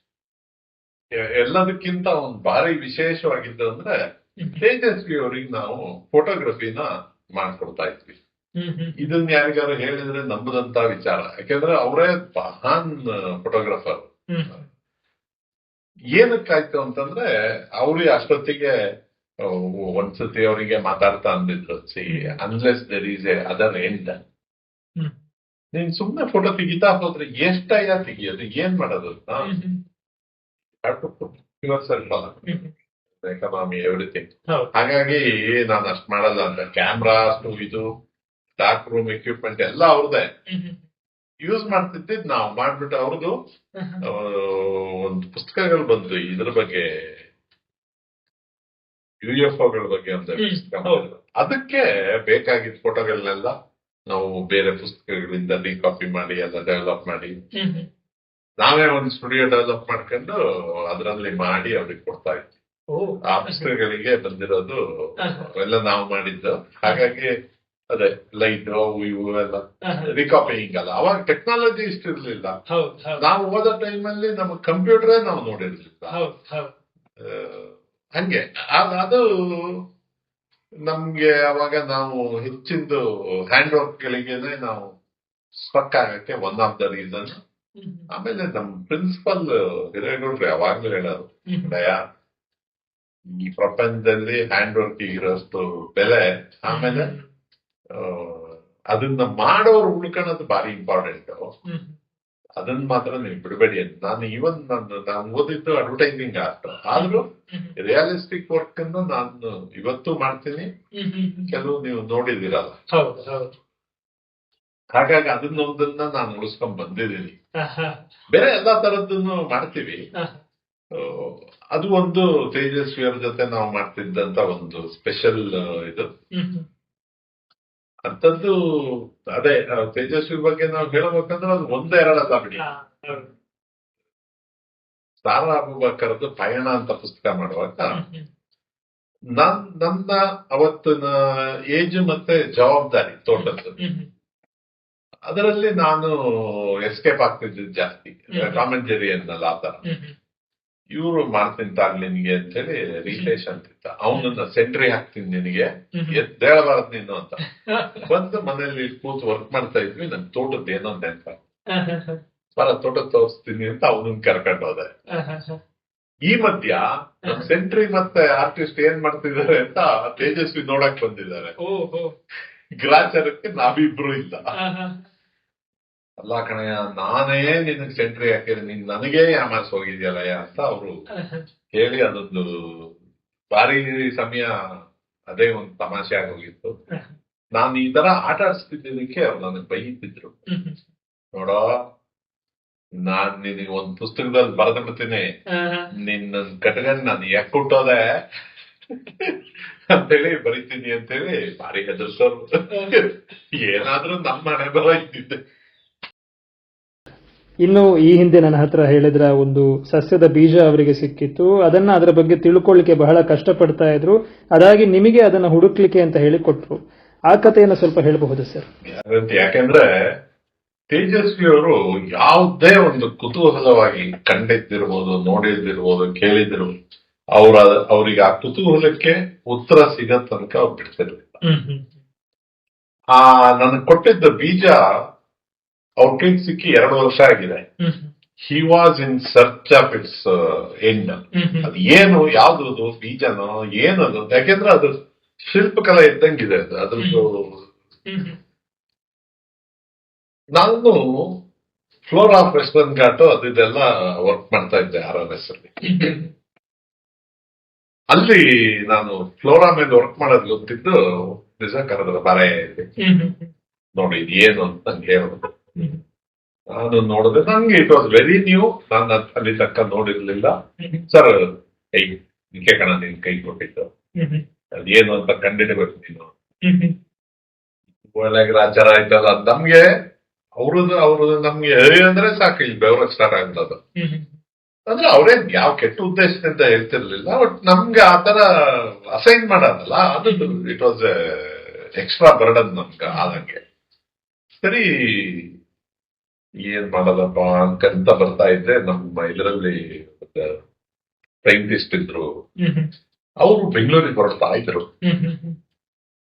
ಅವರಿಗೆ ಸರ್ ಬೆಂಗಳೂರಿಗೆ ಹೋಗ್ತಾ ಇದ್ದೀರಾ ಸರ್, ಮಾತ್ರ ನೀವು ಏನೇ ಹಾಳಾದ್ರೂ ಈ ಬೀಜ ಹಾಳಾಗಂಗಿಲ್ಲ ಅಂತ ಹೇಳಿ ಅವ್ರಿಗೆ ಅದನ್ನೆಲ್ಲ ಕೊಟ್ಟು, ನಂಗಿದು ಏನು ಅಂತ ಹೇಳಿ ಸೊಲ್ಯೂಷನ್ ಬೇಕು ಅಂತ ಹೇಳಿ ಅವ್ರು 2ನೇ ದಿವಸಕ್ಕೆ ಹೋಗಿ ಬೆಂಗಳೂರಿಂದ ಬರ್ತಾ ಹಿ come out with all details. ಅದ್ರದ್ದು ಎಂತದೋ ಹೆಸರುಗಳೆಲ್ಲ ಇದೆ, ಅದನ್ನೇ ಓದ್ಬೇಕು. ನಾನು ಅದಕ್ಕೆ ಕನ್ನಡದಲ್ಲಿ ತೇಜಸ್ವಿ ಅಂತಲೇ ಬರೆದಿಟ್ಬಿಟ್ಟಿದ್ದೀನಿ. ಕನ್ನಡದ ಹೆಸರು ಸರಿ ಗೊತ್ತಿಲ್ಲ. ಅದೇನೋ ಮೆಡಿಸಿನಲ್ ಪ್ಲಾಂಟ್ ಅದು. ತಾಂಡವ್ ಕೊಟ್ಟೆ, ಈ ವಾಸ್ ಥ್ರಿಲ್ಡ್. ನಾನು ಫಸ್ಟ್ ಅಂದಿದ್ದೆ ಅವರಿಗೆ, ಸರ್ ಯಾರ ಹೆಸರಲ್ಲಿ ಇಷ್ಟೊಂದು ಜನ ಬಾಟ್ನಿಷ್ಟ ಅವರು ಇದಾರಲ್ಲ ಸರ್, ತೋರಿಸ್ಕೊಳಕ್ಲೆ ಸುಮ್ಮನೆ ಬೇಡ. ಅವರಿಗೆ RRS ಕಂಡ್ರೆ ಯಾಕೆ ಅಷ್ಟೊಂದು ಸಿಟ್ಟಿದ್ದು ಅಂದ್ರೆ, one of the criteria plastic. ಇಡೀ ಅಷ್ಟು ಸೈಂಟಿಸ್ಟ್ಗಳದ್ದು ಮನೆಗಳು, ಲೇಬರ್ಗಳು ಕ್ವಾರ್ಟರ್ಸ್ ಎಲ್ಲ ಇದೆಯಲ್ಲ, ಅಷ್ಟೂ ಜನ ಪ್ಲಾಸ್ಟಿಕ್ ಮುದ್ದ ಮಾಡೋದು ಬಿಸಾಕಲ್ಲ. ಅದು ಗಾಳಿಗೆ ಎಲ್ಲ ಬಂದು ಇವ್ರ ಮನೆ ಗೇಟಿಗೆ ಬರುತ್ತೆ. ಹಂಗಾಗ್ಬಿಟ್ಟು ಅವರಿಗೆ. ಆದ್ರೆ ಇವ್ರು ಸೈಂಟಿಸ್ಟ್ಗಳನ್ನ ಒಪ್ತಾನೆ ಇರ್ಲಿಲ್ಲ ಅವ್ರು. ಅದೇ ಇದರಲ್ಲಿ ಒಂದು ಇನ್ಸಿಡೆಂಟ್ ಆಗಿತ್ತು ಕಾಲೇಜಲ್ಲಿ. ಅವ್ರದ್ದು ಏನು ಯೂನಿವರ್ಸಿಟಿ ಫೆಸ್ಟಿವಲ್ ಮಾಡ್ತಾರೆ. ಅದಕ್ಕೆ ಅವಾಗ ವಿನಯ್ ಅಂತೇಳಿ, ಕೆಂಜಿಗೆ ವಿನಯ್ ಅಂತಿದ್ದಾರೆ, ಅವರು ಅದ್ರದ್ದು ಬೋರ್ಡ್ ಮೆಂಬರ್ ಇದ್ರು. ಅವ್ರು ಹೇಳಿ ನನ್ನ ಕರೆದಿದ್ರು, ಅವ್ರು ಕವರ್ ಡಿಸೈನ್ ಹಾಕ್ಬೇಕು. ಸರಿ ಕವರ್ ಡಿಸೈನ್ ಮಾಡಿ ಎಲ್ಲ ಕೊಟ್ಟಿದ್ದೆ. ಅದರಲ್ಲಿ ಏನೋ ಒಂದು ಕರೆಕ್ಷನ್ ಬೇಕಿತ್ತು, ಸ್ಕ್ಯಾನಿಂಗ್ ಆಗ್ಬೇಕಿತ್ತು. ಅಲ್ಲೋದ್ರೆ ಕಾಲೇಜಿನ ಸ್ಕ್ಯಾನರ್ ಇಲ್ಲ. ಸರಿ ಸರ್, ನಮ್ಗೆ ತೇಜಸ್ವಿ ಮನೇಲಿ ಇರೋದು ಗೊತ್ತಿತ್ತಲ್ಲ, ಸರಿ ಸರ್ ನಾನು ಅಲ್ಲೋ ನೀನ್ ಹೋಗೋದಾದ್ರೆ ನಾವು ಬರ್ತೀವಿ. ಸರಿ ಒಂದು 10-11 ಗಂಟೆಗೆ ಅಲ್ಲಿದು ಡೀನು ಬೇರೆ ಸ್ಟಾಫ್ ಎಲ್ಲರೂ ಸೇರ್ಕೊಂಡು ಬಂದ್ವಿ.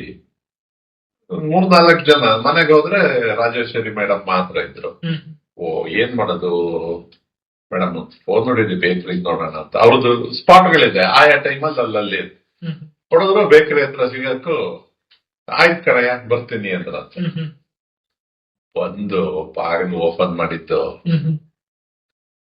ಸೈಂಟಿಸ್ಟ್ಗಳು ಕೂತಿದ್ರಲ್ಲ ನೋಡಿ, ನನ್ ಮಗನ ಇವ್ರನ್ನ ಕರ್ಕೊಂಬಂದ್ ನನ್ನನ್ನು ಬರಕ್ ಹೇಳಿದ್ರಯ್ಯ ಡೈರೆಕ್ಟ್ ಹೇಳಿ. ಸರಿ ಏನು ಎಲ್ಲ ಮಾಡಿ ಅವ್ರಿಗೂ, ಏನ್ರಿ ಹಾರ್ಟಿಕಲ್ಚರ್ ಕಾಲೇಜ್ ಅಂತೀರಾ, ನಿಮ್ಮ ಹತ್ರ ಇದನ್ನ ಸ್ಕ್ಯಾನರ್ ಅನ್ನ ಸರಿಯಾಗಿ ಇಟ್ಕೊಳಕ್ ಆಗಲ್ಲ, ಸ್ಟೂಡೆಂಟ್ಸ್ ನೀವ್ ಏನ್ ಮಾಡ್ತೀರಾ ಅದು ಇದಂತ ಒಂದಷ್ಟೆಲ್ಲ ಬೈದು, ನೋಡೋ ನೀನು ಸಂಜೆ ಬಾ, ಇವ್ರು ಯಾರನ್ನ ಕರ್ಕೊಂಡ್ಬರ್ಬೇಡ ಅಂತ ಹೇಳಿ ನಮ್ಮನ್ನೆಲ್ಲ ಹೊರಗೆ ತಳ್ಳಿದ್ರು. ಹಾಗೆ ಅವ್ರದ್ದು ಒಂದೆರಡಲ್ಲ ಬಿಡಿ. ಇನ್ನು ಒಂದಷ್ಟು ಆರ್ಟ್ ಕ್ಯಾಂಪ್ಸ್ ಗಳಲ್ಲಿ ನೀವು ಭಾಗವಹಿಸಿದ್ದೀರಾ ಸರ್, ಸೊ ಅದರ ಒಂದು ಅನುಭವ ಮತ್ತು ಅದು ಹೇಗಿತ್ತು? ನಾನು ಭಾಗವಹಿಸಿರೋದೊಂದು 5-6 ಅಥವಾ 10 ಅಂತೂ ಇಲ್ಲ. ಅಷ್ಟು art ಕ್ಯಾಂಪ್ಗಳಲ್ಲಿ ಭಾಗವಹಿಸಿದ್ದೀನಿ.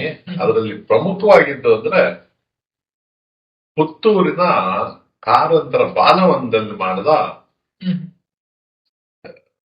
Art camp it was memorable. ಯಾಕೆ ಅಂದ್ರೆ ಅಲ್ಲಿ ಅವಾಗಿದ್ದಂತ AC ಮಕ್ಕಳಿಗೆ ಸ್ಕೇಟಿಂಗ್ ಆಡೋದಕ್ಕೆ ಅಂತ ತಯಾರು ಮಾಡಿದಂತ ಒಂದು ಭವನನ ಈ ಕನ್ವರ್ಟೆಡ್ ಅದನ್ನ ಅವರು ಕಾರಂತರ ಕಾದಂಬರಿ ಆಧಾರಿತ ಚಿತ್ರಗಳ ಒಂದು ದೊಡ್ಡ ಮ್ಯೂಸಿಯಂ ಆಗಿ ಅದನ್ನ ಬದಲಾಯಿಸಿದ್ರು.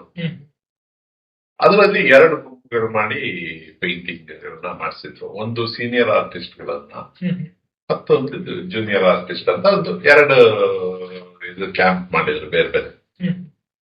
ಅದರಲ್ಲಿ ನಾನು ಭಾಗವಹಿಸಿದ್ದೆ. ನನಗೆ ಔದಾರ್ಯದ ಉರುಳಲ್ಲಿ ಅನ್ನೋದು ಕಾದಂಬರಿ ಕೊಟ್ಟಿದ್ರು. ಫ್ಯಾಂಟಾಸ್ಟಿಕ್. ಅದು ಅದರಲ್ಲಿ ಅವರೇ ಒಂದ್ ಕಡೆ ಹೇಳಿದ್ದಾರೆ, ನಾನು ಇನ್ ಮುಂದೆ ಇಷ್ಟೊಂದು ಕಾದಂಬರಿ ಬರೆಯ ತಪ್ಪು ಮಾಡಲ್ಲ ಅಂತ. ಯಾಕೆಂದ್ರೆ ಪುಸ್ತಕ ದೊಡ್ಡದಾದ್ರೆ ಒಂದು ಪಬ್ಲಿಕೇಶನ್ ಕಾಸ್ಟ್ ಜಾಸ್ತಿ. ಆ ಕಾಸ್ಟ್ ಅನ್ನ ಇಟ್ರೆ ಕೊಳ್ಳೋನು ಹಿ ಥಿಂಕ್ ಚಾಯ್ಸ್, ನಾನು ಇಟ್ಕೊಳ್ಬೇಕಾ, ಇಷ್ಟು ದುಡ್ಡು ಕೊಟ್ಟು ಓದ್ಬೇಕಾ ಅನ್ನೋಂಥದ್ದು.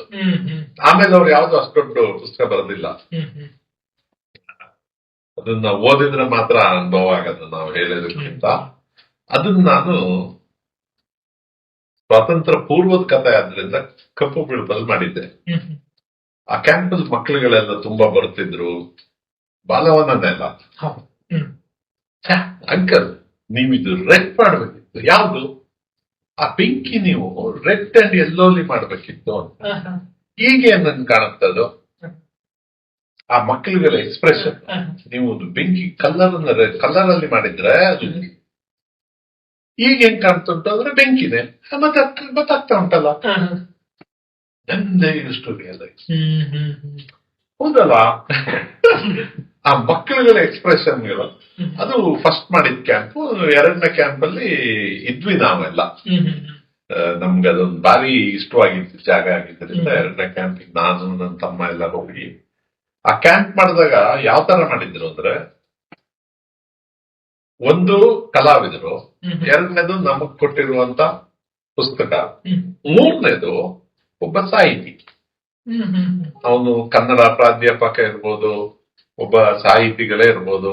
ಅಂತವ್ರನ್ನ ಒಬ್ಬೊಬ್ರು ನಿಮಗೆ ಕನ್ನಡ ಅರ್ಥ ಎಷ್ಟಾಗುಂಟು, ಸಾಹಿತ್ಯದ ಬಗ್ಗೆ ಎಷ್ಟು ಅರ್ಥ ಆಗುಂಟು ಅಂತ ನಿಮ್ಗೆ ಏನಾದ್ರು ಡೌಟ್ ಇದ್ರೆ ಅದನ್ನು ಸಾಲ್ವ್ ಮಾಡಿ then they asked us to make a painting.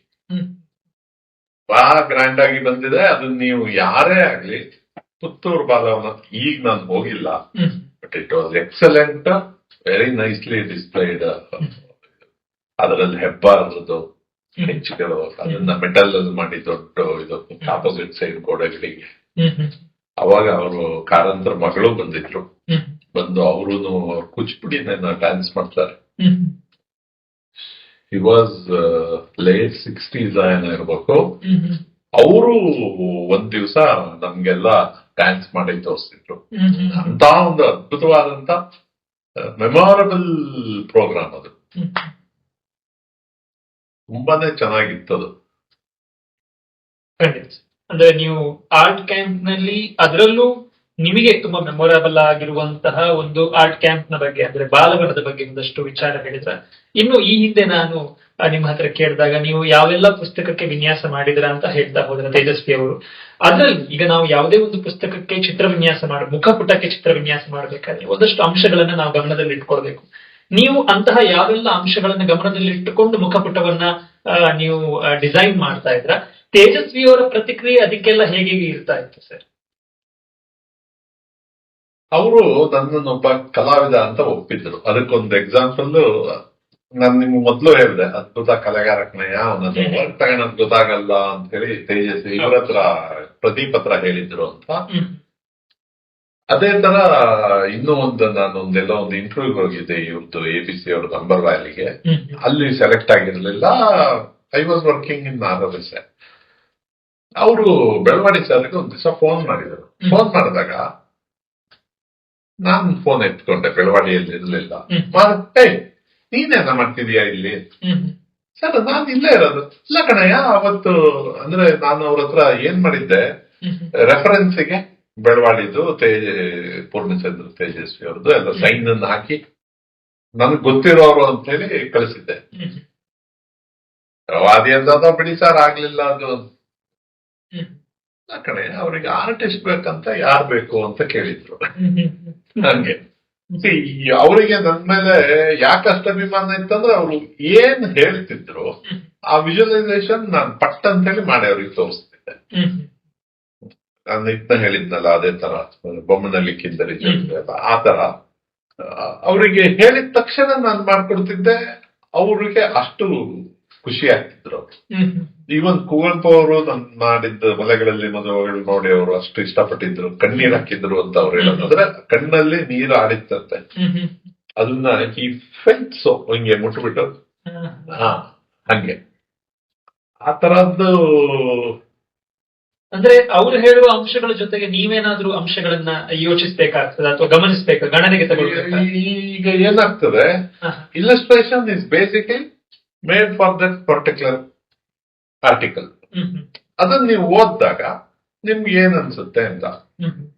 ಈಗ ನಾನು ಹೇಳಿದ್ನಲ್ಲ ಸೆಂಟ್ರಿ ಹಾಕಿದ್ದು ಏನಕ್ಕೆ ಅಂದ್ರೆ ಅರ್ಜೆಂಟ್ ಇತ್ತು ಅಂತ. ಈಗ ಅರ್ಜೆಂಟ್ ಇದ್ದಾಗ ಏನ್ ಮಾಡ್ತಿದ್ವಿ, we use to discuss sir ಏನು ಮೇನ್ ಪಾಯಿಂಟ್ಗಳ ಹೆಂಗೇನು. ಈ ಕಿರುಗೂರಿನ ಗೈಯಾಳಿ ಫಾರ್ ಎಕ್ಸಾಂಪಲ್, ಯಾಕೆ ಅವರು ಕಿರುಗೂರಿನ ಹೆಣ್ಮಕ್ಳೆಲ್ಲ ಗೈಯಾಳಿಗಳಾದ್ರು, ಅದನ್ನೆಲ್ಲ ಸ್ಟೋರಿ ಕೇಳುವಾಗ ನಿಮ್ಮ ಮನಸ್ಸಲ್ಲಿ ಒಂದು ಚಿತ್ರ ಮೂಡುತ್ತೆ. ಸೊ ಆ ಚಿತ್ರನ ನಾವು ಮಾಡಿ ಅದನ್ನೊಂದು ಕಾಂಪೋಸ್ ಮಾಡಿ ಟೈಟ್ಲ್ ಎಲ್ಲ ಇದು ಮಾಡ್ಬಿಟ್ಟು ತೋರಿಸ್ತಿದ್ದೆ ನಾನು.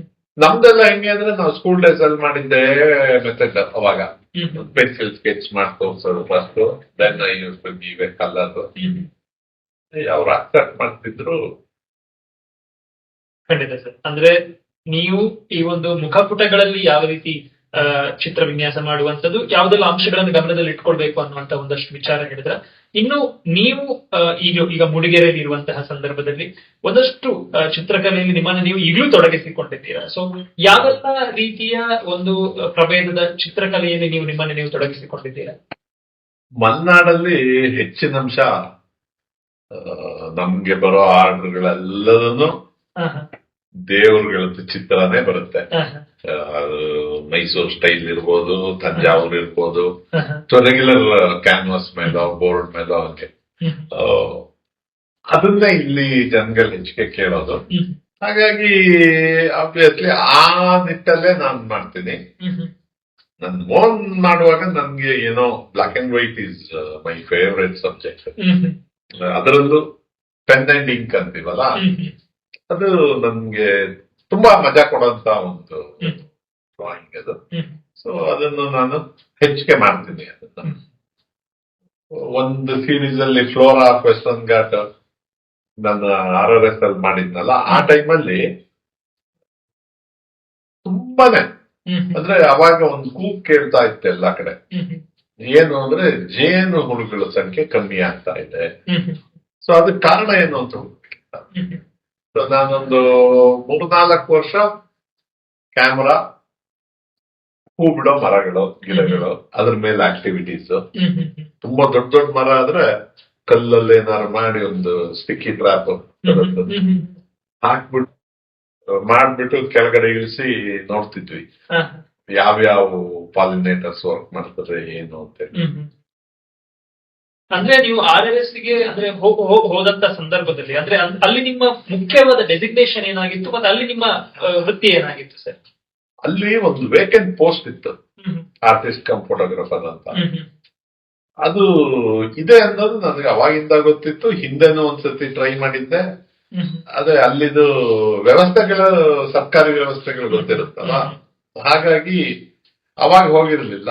ಆಮೇಲೆ ಹೋಗ್ಬೇಕನ್ಸ್ತು. ಅಲ್ಲಿ ಅವಾಗ ಒಳ್ಳೆ ಸೈಂಟಿಸ್ಟ್ಗಳು ಕ್ಯೂರಿಯಸ್ ಇದ್ರು. ಫಸ್ಟ್ ನಾನು ಹೋದಾಗ ಬೆಳವಾಡಿ ಅಂತಿದ್ರು, ಅವರು ಒಂದು ಪ್ರಾಜೆಕ್ಟ್ ಮಾಡ್ತಾ ಇದ್ರು, reviving honeybees in the rural villages of Western Ghats ಅಂತ. ಆ ಪ್ರಾಜೆಕ್ಟ್ ಇದ್ದಾಗ ನಾನು ಜಾಯಿನ್ ಆಗಿದ್ದು. ಅದಾದ್ಮೇಲೆ ಫ್ಲೋರಾ ಆಫ್ ವೆಸ್ಟರ್ನ್ ಘಾಟ್ ಮಾಡ್ತು. ಅದಾದ್ಮೇಲೆ ಒಳಕ್ಕ ಅಂತೇಳಿ ಒಂದು ವೆರೈಟಿ ಇದೆ, ಈ ನೆಲ್ಯಾಣಿ ಗೋಲ್ಡ್ ಅಂತೆಲ್ಲ ಹೇಳ್ತಾರೆ. ಆ ಏಲಕ್ಕಿದು ಈಲ್ಡ್ ಜಾಸ್ತಿ, ವೆರಸ್ ಮೈಸೂರು ಸ್ಟೈಲ್ ಏಲಕ್ಕಿದು ಈಲ್ಡ್ ಕಮ್ಮಿ. ಯಾಕೆ ಅನ್ನೋದು ಕೇರಳಕ್ಕೆಲ್ಲ ಹೋಗ್ತಾ ಇದ್ವಿ. ಅದೆಲ್ಲ ಈ ಬೆಳವಾಡಿ ಸರ್ ಪ್ರಾಜೆಕ್ಟ್ಗಳು. It was very interesting. And ಅದೇ ನಾನ್ 2002 ಇಂದ 12 ತನಕನೇ 10 years ಏನೋ ಅಲ್ಲಿ ಫ್ರೀಲಾನ್ಸ್ ವರ್ಕ್. ಅದು ಅಂದ್ರೆ ಅಲ್ಲಿ ಮುಖ್ಯವಾಗಿ ಏನ್ ಮಾಡ್ಲಿಕ್ಕೆ ಇರ್ತಿತ್ತು ಸರ್? ಅಲ್ಲಿ ಡಾಕ್ಯುಮೆಂಟೇಶನ್. ನೀವು ಈಗ ಫ್ಲೋರಾ ಫೆಸ್ಟ್ ಅಂತಂದ್ರೆ ಅದೇ ನೀವು ಯಾವ್ಯಾವ ಸೀಸನ್ ಅಲ್ಲಿ ಯಾವ ಹೂ ಇರುತ್ತೆ ಅದ್ರ ಮೇಲೆ ಯಾವ ಪಾಲಿನೇಟರ್ಸ್ ವರ್ಕ್ ಮಾಡುತ್ತೆ. ಫ್ಲೋರಾ ಫೆಸ್ಟ್ ಗಾಟ್ ಮಾಡುವಾಗ ರಿವೈವಲ್ ಆಫ್ ಬೀ ಕೀಪಿಂಗ್ ಅಲ್ಲಿ ನಿಮ್ಗೆ ಹನಿ ಬೀಗಳದ ಬಗ್ಗೆ ಎಜುಕೇಟ್ ಮಾಡೋದು ಹಳ್ಳಿಗಳಲ್ಲಿ. ನಿಮ್ಗೆ ಗೊತ್ತಿರ್ಬೋದು, ಈ ಕೂರ್ಗ್ ಹನಿ ವಾಸ್ ಆಲ್ಮೋಸ್ಟ್ ವ್ಯಾನಿಲ್ಡ್ ಒನ್ಸ್. ಅವಾಗ ಒಂದು ತೈಸಾಕ್ ಬ್ರೂಡ್ ಅಂತ ಒಂದು ಕಾಯಿಲೆ ಬಂದು ಎಲ್ಲ ಹೋಗ್ಬಿಟ್ಟಿತ್ತು. ಅವಾಗ ಮೋಸ್ಟ್ ಆಫ್ ದ ಬೀ ಇದು ಕಮ್ಮಿ ಆಗಿತ್ತು. ಬಟ್ ಅದಕ್ಕೆ ಆಂಟಿಬಯೋಟಿಕ್ ಕೊಟ್ರು. ಮತ್ತೆ ಪ್ರಕೃತಿಲಿ ಗೊತ್ತಲ್ಲ ನಿಮ್ಗೆ, ಪ್ರತಿ ಒಂದು ಚಕ್ರ ಅದು ಮತ್ತೆ ರಿಕವರ್ ಆಯ್ತು. ಈಗೆಲ್ಲ ಕಡೆ ಮತ್ತೆ ಬೆಳೀತಾ ಇದ್ದಾರೆ. ಸೊ ಆ ಪ್ರಾಜೆಕ್ಟ್ ಅಲ್ಲಿ ನಾವು ಹಳ್ಳಿಗಳಲ್ಲಿ ಬೀ ಕೀಪಿಂಗ್ ಟ್ರೈನಿಂಗ್ ಕೊಟ್ಟು ಅವ್ರಿಗೊಂದು ಬಾಕ್ಸ್ ಕೊಟ್ಟು ಅವ್ರನ್ನ ಮೋಟಿವೇಟ್ ಮಾಡ್ತಾ ಇದ್ವಿ. ಖಂಡಿತ ಸರ್. ಅಂದ್ರೆ ನೀವು RRS ಅಲ್ಲಿ ಹೇಗೆ ಕೆಲಸ ಮಾಡ್ತಾ ಇದ್ರ, ಅಲ್ಲಿ ನೀವು ಯಾವ ರೀತಿ ನಿಮ್ಗೆ ಒಂದಷ್ಟು ಕೆಲಸಗಳಿತ್ತು ಅಲ್ಲಿ, ಈ ಒಂದು ಜೇನು ಸಾಕಾಣಿಕೆಯ ಬಗೆಗೆ ನೀವು ಯಾವ ರೀತಿಯಲ್ಲ ಅವೇರ್ನೆಸ್ ಮೂಡಿಸಿದ್ರ ಅನ್ನೋದ್ರ ಬಗ್ಗೆ ಒಂದಷ್ಟು ವಿಚಾರ ಹೇಳಿದ್ರ. ಇದಿಷ್ಟು ಅಂದ್ರೆ ನೀವು ಮೊದಲಿಗೆ ನೀವು ಯಾವ ರೀತಿ ಚಿತ್ರಕಲೆಯಲ್ಲಿ ನಿಮ್ಮನ್ನ ನೀವು ತೊಡಗಿಸಿಕೊಂಡ್ರ, ಮತ್ತೆ ಅಡ್ವರ್ಟೈಸ್ಮೆಂಟ್ ಇಂಡಸ್ಟ್ರಿಯಲ್ಲಿ ಯಾವ ರೀತಿ ನಿಮ್ಮನ್ನ ನೀವು ತೊಡಗಿಸಿಕೊಂಡ್ರ, ಅದಾಗಿ ತೇಜಸ್ವಿಯವರ ಒಡನಾಟ ಹೇಗಿತ್ತು, ಅದಾಗಿ ನೀವು RRS ಅಲ್ಲಿ ಮುಡಿಗೆದಲ್ಲಿರುವಾಗ ಹೇಗೆ ಕೆಲಸ ಮಾಡಿದ್ರ ಅನ್ನೋ ಒಂದಷ್ಟು ವಿಚಾರ ಹೇಳಿದ್ರ. ಇನ್ನು ಇದರ ಜೊತೆಗೆ ನೀವು ಒಂದಷ್ಟು ಸ್ಟ್ಯಾಂಪ್ಸ್ ಗಳನ್ನ ಕೂಡ ಕಲೆಕ್ಷನ್ ಮಾಡ್ತೀರಾ. ಸೊ ಅದರ ಬಗ್ಗೆ ಒಂದಷ್ಟು ವಿಚಾರ ನಮ್ಗೆ ತಿಳಿಸಬಹುದಾ? ಈ ಸ್ಟ್ಯಾಂಪ್ ಕಲೆಕ್ಷನ್ ಅಷ್ಟೇ. ಕೆಲವೆಲ್ಲ ನಮ್ಗೆ ಇಂಪ್ರೆಸ್ ಮಾಡ್ಬಿಡುತ್ತೆ. ನಾನು ಸ್ಟ್ಯಾಂಪ್ ಕಲೆಕ್ಷನ್ ಶುರು ಮಾಡಿದ್ದು ಹೆಚ್ಚು ಕಮ್ಮಿ 2 ಅಥವಾ 3ನೇ ಕ್ಲಾಸಿನ ಹುಡುಗ ಇದ್ದಲ್ಲಿಂದ. ನನ್ನ ಕಸಿನ್ಸ್ ಒಂದಿಬ್ರು ಎಲ್ಲ ಮಾಡ್ತಾ ಇದ್ರು. ನನ್ಗೆ ಅದೊಂಥರ ಸಿಕ್ಕಾಪಟ್ಟೆ ಮ್ಯಾಸ್ಮರೈಸಿಂಗ್ ಅಂತಾರಲ್ಲ, ಆ ತರ ನನ್ಗೆ ಅದು ಇಂಪ್ರೆಸ್ ಆಯ್ತು. ಅಲ್ಲಿಂದನೂ ನಾನು ಸ್ಟಾಂಪ್ ಕಲೆಕ್ಟ್ ಮಾಡ್ತಾ ಬಂದಿದ್ದೀನಿ. ನಾನು ಹೆಚ್ಚಿನ ಸ್ಟಾಂಪ್ಗಳನ್ನ ಕಲೆಕ್ಟೆಡ್, ನಾಟ್ ಪರ್ಚೇಸ್ಡ್. ಅದ್ರಲ್ಲಿ ಕೆಲವೆಲ್ಲ ಪರ್ಚೇಸ್ಡ್ ಇದೆ. For example Rotary on stamp, ಅವೆಲ್ಲ ನಿಮ್ಗೆ ಹೊರಗಡೆ ಸಿಗೋದು ಇಟ್ಸ್ ನಾಟ್ ದಟ್ ಈಸಿ. ಹಾಗಾಗಿ ಅಂತದ್ದೆಲ್ಲ ಇದೆ ಕೊಂಡಿರೋದು. ಅದು ಕಾಯಿನ್ಸ್ ಕರೆನ್ಸಿಗಳೆಲ್ಲ ಅವಾಗ ಯಾರು ಒಬ್ಬರ ಹತ್ರ ಒಂದು ಕಾಯಿನ್ ಇದ್ದಿದ್ದು ಕೊಡದೆ ಹೋದ್ರೆ ನಮ್ಗೆ ಸಿಟ್ಟು ಬಂದ್ಬಿಡೋದು. ಕೊಡೋದಿಲ್ಲಲ್ಲ, ಎಲ್ಲಾರು ಕಲೆಕ್ಟ್ ಮಾಡ್ಬೇಕು ಅಂತ. ಹಾಗೆ ತುಂಬಾನೇ ಒಂದು 40 ಆಲ್ಬಮ್ಗಿಂತ ಜಾಸ್ತಿ ಅರೇಂಜ್ ಇದೆ. ಅಂದ್ರೆ ಯಾವೆಲ್ಲ ರೀತಿ ನೀವು ಸ್ಟ್ಯಾಂಪ್ಸ್ ಕಲೆಕ್ಷನ್ ಅನ್ನ ಮಾಡ್ತಿದ್ದೀರಾ, ಮತ್ತೆ ಯಾವುದು ನಿಮ್ಮನ್ನ ಈ ಒಂದು ಸ್ಟ್ಯಾಂಪ್ಸ್ ಕಲೆಕ್ಷನ್ ಮಾಡ್ಲಿಕ್ಕೆ ಪ್ರೇರೇಪಿಸ್ತು ಅನ್ನೋ ಒಂದಷ್ಟು ವಿಚಾರ ಹೇಳಿದ್ರ. ಇನ್ನು ಈ ಒಂದು AI ಯುಗದಲ್ಲಿ ಈ ಒಂದು ಚಿತ್ರಕಲೆಗೂ ಕೂಡ AI ಕಾಲಿಟ್ಟಿದೆ. ಇಂತಹ ಸಂದರ್ಭದಲ್ಲಿ, ಇಂಥ AI ಯುಗದಲ್ಲಿ ಮುಂದಿನ ದಿನಗಳಲ್ಲಿ ಈ ನಾವು ಕೈಯಲ್ಲಿ ನಿರ್ಮಿಸುವಂತಹ ಚಿತ್ರಕಲೆ ಯಾವ ರೀತಿ ಸರ್ವೈವ್ ಆಗಬಹುದು ಸರ್? ಖಂಡಿತವಾಗೂ ಒಳ್ಳೆ ಕ್ವಶನ್. ಈ ಕೈಯಲ್ಲಿ ಬರೆದಂತಹ ಚಿತ್ರಗಳು, ಅಪ್ಲೈ ಮಾಡುವಂತ ಬಣ್ಣಗಳು, ಅದನ್ನ ಇಷ್ಟಪಡುವಂತ ಜನರು, ಆ ಕ್ಯಾಟಗರಿನೇ ಬೇರೆ. ಯಾವುದೇ ಕಾರಣಕ್ಕೂ ಆಗ್ಲಿ, ನೀವು ನೋಡಿರ್ಬೋದು ಎಂತ ಮಾಡರ್ನ್ ಆರ್ಟ್ ಇನ್ನೊಂದು ಎಲ್ಲ ಬಂದಿದಾವಲ್ಲ, ಏನೇ ಬಂದ್ರು ಕೈಯಲ್ಲಿ ಮಾಡೋ ಕಲೆ. ಈ ಕಂಪ್ಯೂಟರ್ ಬಂದು ಎಷ್ಟೋ ವರ್ಷ ಆಯ್ತು, ಅದರಲ್ಲಿ ಎಷ್ಟೋ ವರ್ಕ್ ಮಾಡ್ತಾರೆ. ಅಡ್ವರ್ಟೈಸಿಂಗ್ ಆರ್ಟ್ ಅಲ್ಲಿ it place A major role. ಆದ್ರೆ ಚಿತ್ರಕಲೆ ಅಥವಾ ಕುಂಚದಿಂದ ಮಾಡುವಂತ ಕಲೆಗೆ ಇರುವ ಬೆಲೆ ಯಾವ ಆಗ್ಲಿ. ಈಗ ನೀವು ಇತ್ತೀಚಿನ ದಿನದಲ್ಲಿ ತೇಜಸ್ವಿ ಬಗ್ಗೆನೆ ಎಷ್ಟೊಂದು ಅವರ ಫೋಟೋಗಳನ್ನ ಆರ್ಟಿಫಿಷಿಯಲ್ ಇಂಟೆಲಿಜೆನ್ಸ್ ಅಲ್ಲಿ ಮಾಡಿ ಹಾಕ್ತಾರೆ. ತೇಜಸ್ವಿ ಅನ್ಸದೇ ಇಲ್ಲ ನಮ್ಗೆ, ಯಾಕೆಂದ್ರೆ ನಾವು ಅವ್ರ ಜೊತೆ ಇದ್ದವರಲ್ಲ. ಬೇರೆಯವರಿಗೆ ಗಡ್ಡದ ಶೇಪಿಗೂ ಇನ್ನೊಂದಕ್ಕೂ ದೆನೆ ಅಕ್ಸೆಪ್ಟ್, ನಮ್ಗದು ಅನ್ಸದೇ ಇಲ್ಲ. ಅದೇ ತರ ನಮ್ ಗುರುಗಳು ನಮ್ಗೆ ಹೇಳ್ಕೊಟ್ಟಿದ್ದಾರೆ, ರಿಯಾಲಿಸ್ಟಿಕ್ ವರ್ಕ್ ಮತ್ತೆ ಹ್ಯಾಂಡ್ ಮೇಡ್ ವರ್ಕ್ ಗಳಿದೆಯಲ್ಲ. ನನ್ ತುಂಬಾ ಜನ ಕಲಾವಿದರು ಕೇಳ್ತಾರೆ, ನಾನು ಆರ್ಟಿಸ್ಟ್ ಅಂದ ತಕ್ಷಣ ವಾಟ್ ಕೈಂಡ್ ಆಫ್ ಆರ್ಟಿಸ್ಟ್ ಇವಾಗ, ನೀನು ಕಂಪ್ಯೂಟರ್ ಅಲ್ಲಿ ಮಾಡ್ತೀಯೋ ಅಥವಾ ಬೇರೆ ಏನಾದ್ರು ಮಾಡ್ತೀಯೋ ಅಥವಾ ಹ್ಯಾಂಡ್ ವರ್ಕ್ ಮಾಡ್ತೀಯ, ದೆನ್ ಯು ಆರ್ ಗ್ರೇಟ್ ಅಂತ. ಅಂದ್ರೆ ಅದರ ಬೆಲೆ ಗೊತ್ತಿರೋರಿಗೆ ಮಾತ್ರ ಅದು ಗೊತ್ತು. ನೀವು ಮಾಡುವ ಚಿತ್ರಕಲೆ ನೋಡಿದವನಿಗೆ ಇಂಪ್ರೆಸ್ ಆಗದೆ ಹೋದ್ರೆ ನನ್ನ ಥಿಯರಿಲಿ ಅದು ಚಿತ್ರಕಲೆ ಅಲ್ಲ. ಸೊ ನೀವು ನೋಡೋನಿಗೆ ಅದು ಇಂಪ್ರೆಸ್ ಆಗಂಗೆ ಮಾಡೋದು ಒಬ್ಬ ಕಲಾವಿದನ ಧರ್ಮ. ನನ್ನ ಅನಿಸಿಕೆ.